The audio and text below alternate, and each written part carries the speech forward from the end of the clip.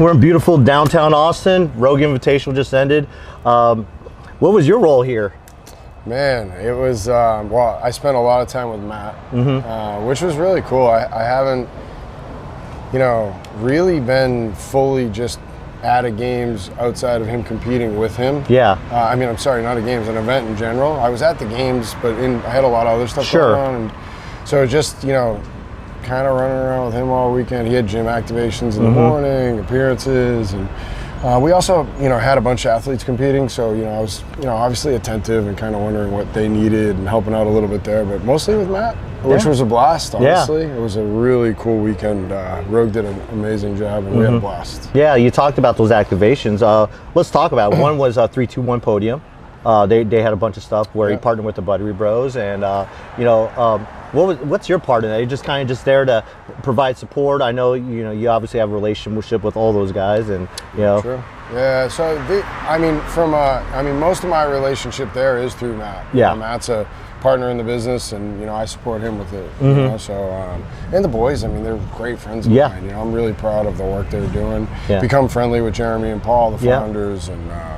But yeah, mostly my work there was just to help, them activate Matt, through the brand that weekend, and they had a great time, and it went really well for them. So it was fun to watch that kind of come to life. It's really the first time they've showed up. Yeah, and the other brand, or the other thing you're working with was HWPO. Did a bunch of those workouts. It seemed like most of them had a full classes, and you're kind of helping out with that. One, just kind of introducing Matt, telling the story, talking about the program, and it seems like you've taken a lot of responsibility with that as well. Yeah, I'm really, I've always been very involved with Matt, as Obviously. most people know. And this is like the next phase for him, and he's very proud and focused on that. Yeah. And he should be. It's a really cool platform. The snowball is moving in a really cool direction downhill and growing, and it was fun to be here with a little bit of time under tension in that business, and see kind of what the culture has already what culture's already come to life through that, and I'm really proud of it. Like, I'm proud of Matt. Like, I always take an opportunity to wave his flag and really pump him up, pump his tires and his accomplishments, and let people make sure they know, it's the hardest worker I've ever been around. Yeah. And I think in history and sport, really, and he's the fittest man in history, and he should, that should be the way he's introduced that stuff. So that's sort of my role, and, the hype man. Hype that up. But it was a phenomenal experience for the HWPO brand. We got to really dig in with members, introduce new people to kind of what it's all about.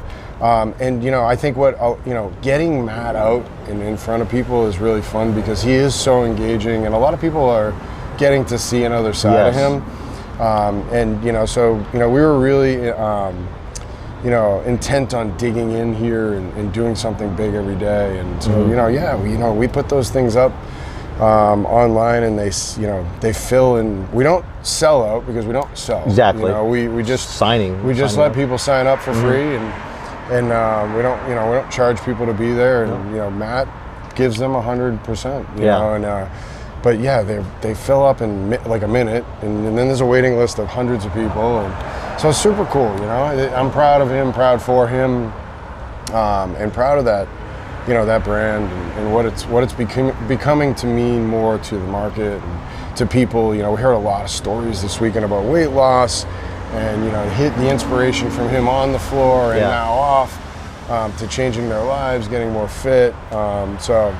Man, the sky's the limit. I'm really excited for what the next few years look with that. Yeah, definitely. And obviously, the next few years, who knows, Matt will probably venture off to bigger, better things, or other things as well. It seems like he's always got his hands in something, maybe not too much, but just enough so that way he can focus all his attention on. Yeah. And you're always obviously one of the advisors and there to help him out as well. Let's talk about your other role. You're president of Loudoun Live Sports, correct? Correct. And obviously, that's my day job. Yeah, no, that's a pretty busy thing. Yeah. And part of what you do is throwing competitions. Obviously, you threw the West Coast Classic, the Granite Games, and the semifinals. But right around the corner in terms of off season, you have probably the flagship event, Wodapalooza. When you come to an event like this, do you in terms of like seeing just all aspects of it, like Rogue Invitational, do you take any of that with you and say, hey, maybe we should incorporate that, or just anything, or you learn? I mean, I think you're constantly learning. Sure, yeah. It's I'm always looking to learn something at any event, whether it's small, big, and Rogue's as good as anyone. Sure. That's one, if not the coolest, one of the coolest events we've ever experienced in our space. Super proud of Rogue, Bill and Katie. They just are so good to the community, to athletes. It's a real premium experience, and they just raise the bar. And we're not competitive, we're very different, but I want to always raise my game to their level, and whatever it is, the games, it doesn't matter. Like, we always are looking, watching, and finding ways to get better for our community. I'm really excited. This huge key takeaways, like their live broadcast was amazing, and we're for the first time doing that on our own this year, which I'm over the moon about. And there was just a lot of key learnings. They did some really cool stuff that we're going to copy for sure. And I'll give them all the credit in the world on it. But it's best for they're doing that. They're setting a bar that all of us want to meet to provide premium experience to anybody involved in those events. So I'm excited. I took a lot away. They just did a great job, honestly, man. Like, that was so on brand for them. Down to every little detail, and it's kind of how we look at Wazoo, which is such a different brand and experience. And we're just, I'm really pumped for people to see it. I learned some things this weekend, and we've been working really hard on a lot of improvements for that event this year, so it should be a blast. Yeah, so, I mean, without divulging too much, talk about some of the things that maybe fans should expect when they get there. Not even fans, but even some of these athletes. I'm thinking more, not so much the elite, but some of maybe the intermediate divisions. Some of the that's almost kind of the bread and butter. Yeah, everyone comes there for the elite athlete experience or to see them, but I think ultimately it's about the community. You have all those divisions. The adaptive division. I mean, Wazoo was one of the first to have and incorporate that. So talk about, if you don't mind, anything you could share regarding that. What fans can expect. I don't disagree. One of the things I do think is a little different for our event is I think people come there certainly to see the best in the world, right? Yeah. But I think a lot of people come for the overall experience. Yeah. It's a festival. It is. There's as much going on off the floor as on. And there's always somebody working out somewhere, different divisions. We just, for us, it's, really important that every layer, whether you're a beginner, an intermediate, or a professional athlete, you're having the same experience. You might not have as many people in the seats as they may, but how MCs the heat, how the lights are flashing, and how a judge judges is as important in adaptive and beginner and all of those other divisions as it is in the elite. And so that's our focus is really making sure that experience is the best in the business. That's always our goal, and we learn and get better every year. So improvements which are always on our mind. We're putting more seating in because we always seem to grow our seating and then undershoot the target. But that won't be a problem this year. We're going to build a very big seating solution around Flaggo and Bayside. And concentrate athletes where the elites, where it gets real busy, where there's a lot of seats. We're actually making a huge change to the configuration of the property, so you're kind of the first to hear this. Wait till the trash truck gets by. We're taking that deck stage that we used to build on the grass, and we're moving it off the grass, which was cool. It was a cool experience for a couple years. It just functionally doesn't really serve as well as it could to what we want to put on it. So we're moving Flagler down closer to the fountain area. And we're eliminating the partner quad and moving it. And so we're putting a second stage at where the entrance was. We're moving the entrance over closer to the Intercontinental. And then The partner quad will be where the old food court was, behind Tina Hills. Yeah. And we've worked really hard for a long time now because it's been almost 2 years, right?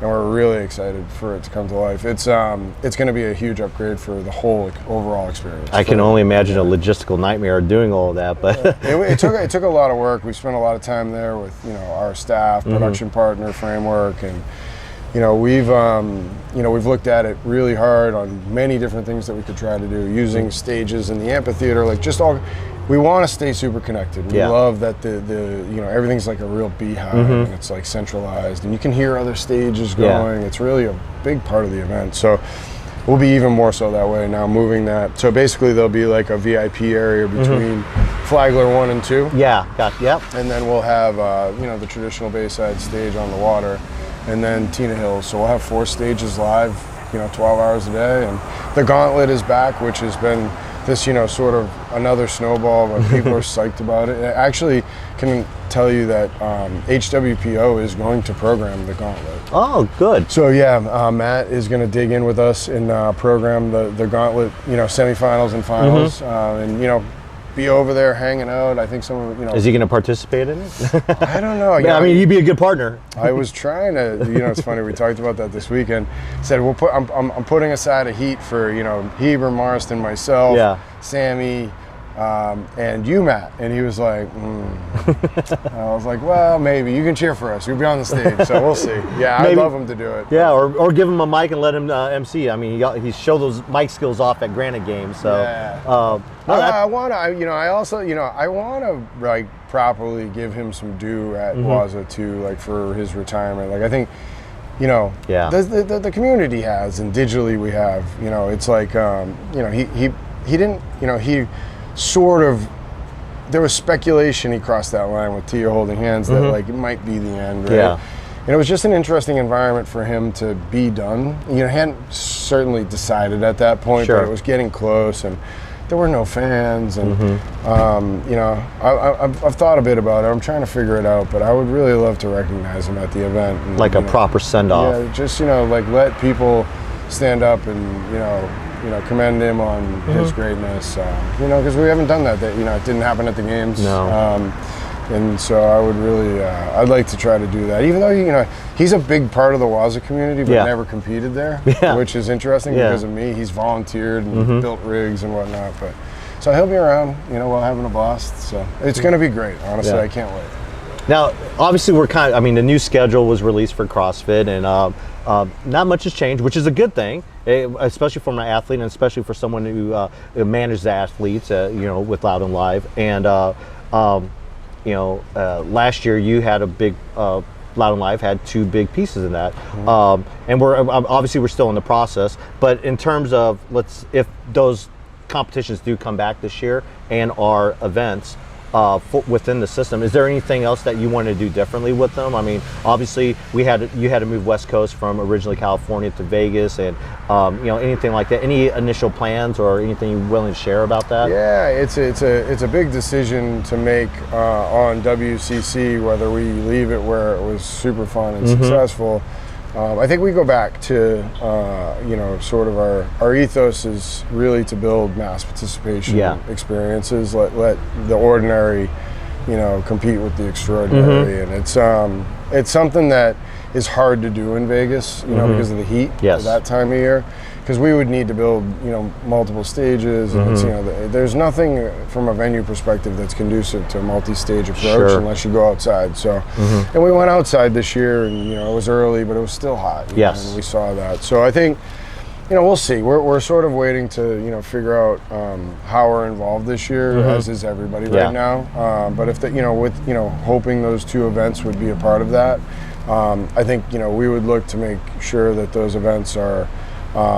Proper send-offs to the games, but also an opportunity for a greater crowd to participate on the same stage that the best in the world do. So TBD, but that's the plan, is to kind of get back to that. Granite Games, that is Granite Games. Exactly. 2,000 athletes competing. That's an important piece of that.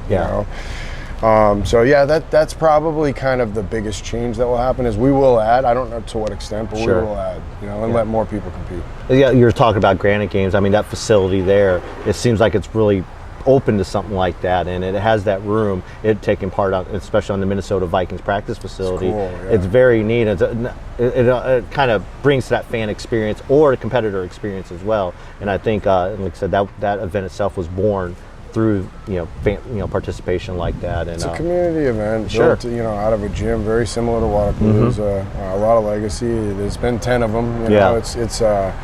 Yeah, that facility has got a ton of runway. We can do a lot with it. It was one of the more unique venues this year. Definitely really. was. It's never disappointing to step on a field that a professional team does. The facility's top notch. Sure. We could do it with a little less heat. Yep. But yeah, there's a lot of runway on the property too. There's vacant lots we can build stadiums in. Yeah. We had initially intended to do Granite Games there as a sanctional before COVID, and we had a 3-stage build that was going to be built. Okay. Yeah. So we have the plans for it, so we'll do it. Yeah. Now, part of Loudoun Live is athlete representation, and one of the big things from Rogue, one of the most attractive things was the prize purse.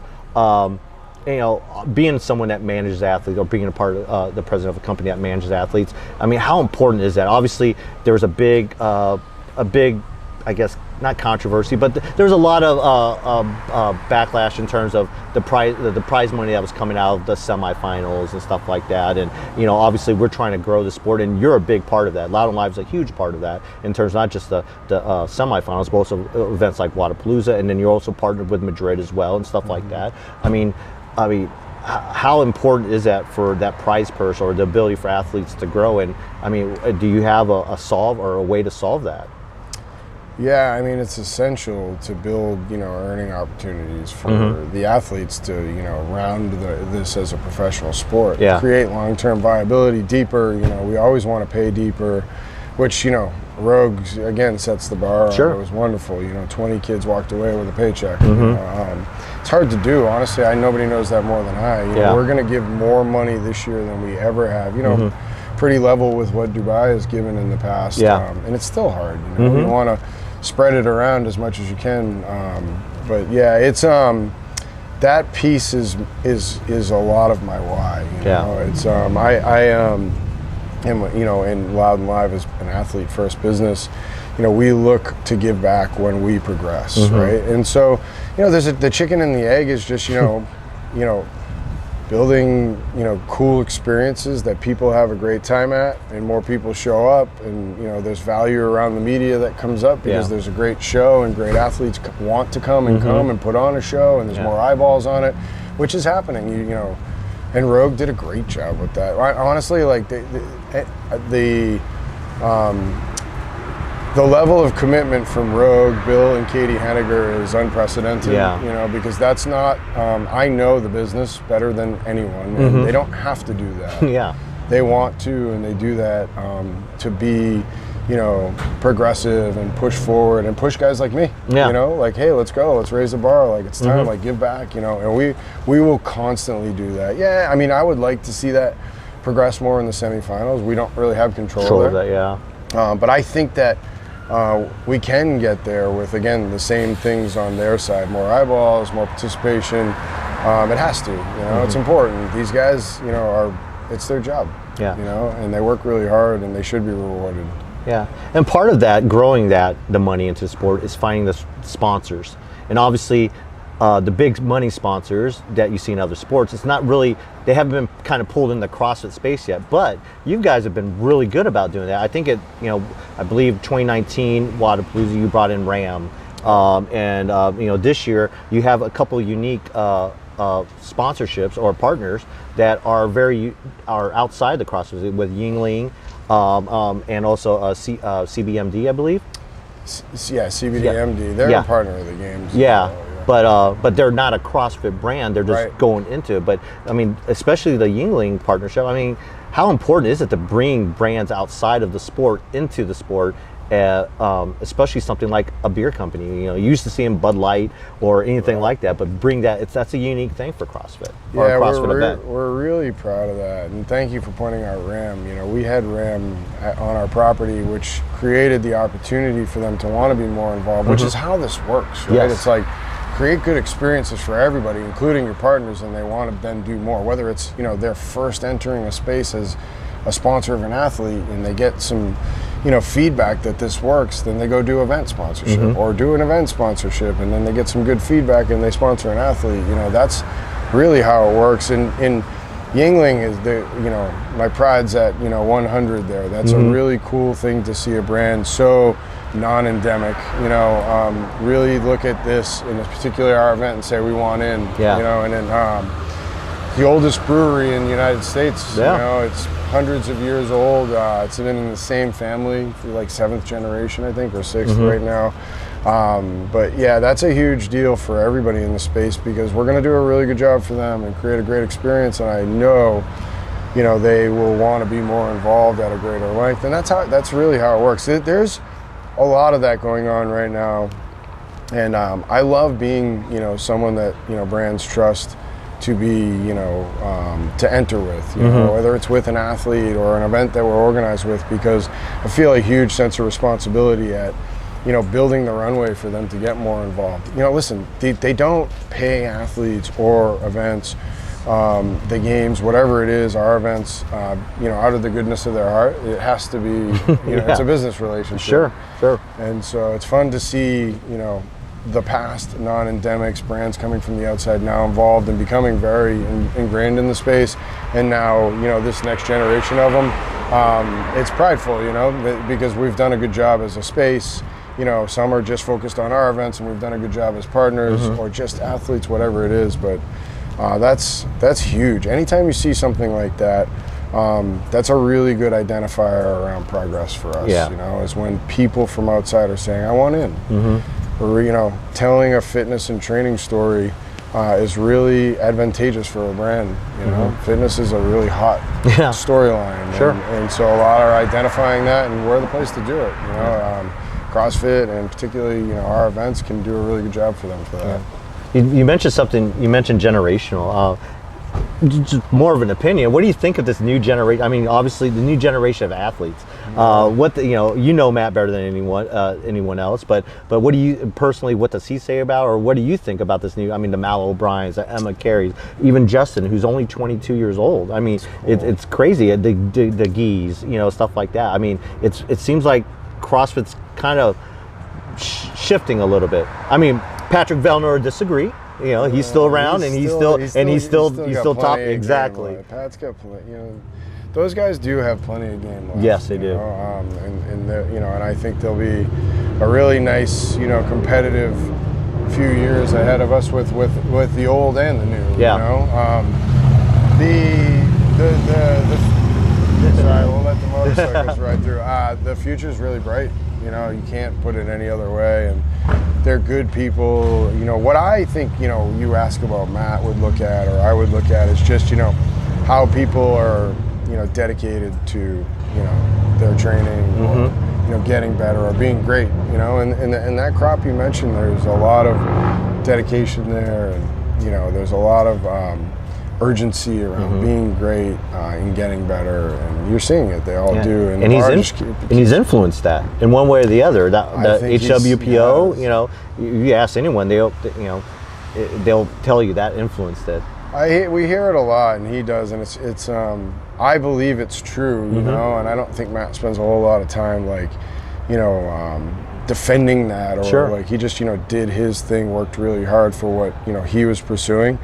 But yeah, you know, as Rich did in his generation, I think just Matt, you know, and now Tia and Katrin, like these, Annie, look at what she's doing. They're just bringing this to a whole new level. But Matt certainly, you know, being a part of that camp, and, you know, most closely, like, you know, I think he's brought the sport to a whole new level with how, you know, he approached his business. You know, and you know, and it's, you know, a lot of these guys are taking notice, and I'm sure they're taking away. Why wouldn't you? He's the greatest of all time. Like, you really should take a look at what he did, you know, and how he went about his business. Yeah, exactly. I mean, and even now, even after the post competition career, how he's taking that to another level, and still not only stayed viable, but it seems like he's dominating the space again. Whether it be HWPO cool. or 321 Podium or any other business ventures he has. Yeah, it's cool. He's transitioned nicely into his new role in life. He's very entrepreneurial. He's very bright,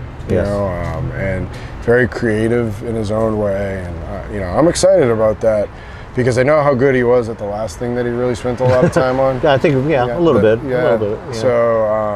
So I think the sky is the limit for anything he's doing and involved with now, with this new stuff that he's paying attention to. You think we'll ever see him in the Legends division at Rogue? I don't know. I'd never say never on anything. I think it was really, I think a lot of people, there's probably mixed reviews on like, why wasn't he on the floor? And it's like, it was pretty soon, it was like, Matt just retired, and this isn't like he's coming back, but I think he's 1 years old. Like I don't think and he's been so busy with, building content, getting HWPO launched, just wasn't the right time. Yeah. I think if you ever saw him anywhere again, it would be on a Rogue floor because of his close relationship with Bill and Katie and the brand in that event. I don't know. Today I think Matt would tell you that he's really not super interested in it. But, time, changes those things. Sure. And I think that it would be really fun to see him do something. Yeah. Whether it's just a workout or, But he doesn't, the other thing is, people don't realize it, is, he does do conditioning, but he's taken a real break from, the CrossFit grind because he, worked really hard at it, and it beat him, it beats you down to train the way that these kids do for 7, 8, 9, 10 years. So, he's kind of taking his foot off that throttle for a bit, where a lot of those other guys are now back. They're really retired, and CrossFit's a blast, and they're back having fun with it, whether it's a class workout a day or doing some training around it. He's kind of let his body rest a little bit. So I don't think it was good timing for that. A guy like him, as great as he was, when he was, in the big field, would want to compete the right way. Although I did a workout with him this weekend, and he hadn't been on an assault bike since the games. I think I posted it on my Instagram, and he was like, I wonder what I can hold. And it was just those same numbers he always held. So I guess his lungs are still there. Yeah, apparently. Well, obviously great things in the future for Loudoun Live, great things in the future for you and Matt, and we appreciate the time with us, and can't wait to be a part of it, and be a part of it, and also see what else you have in store. 100%. Thanks for having me, and excited for I don't know, we're only a few months away from Wodapalooza. Exactly. So we'll all meet again in Miami. Exactly. It's not a bad place to be in January, is it? We got a nice show and stuff, so come on down.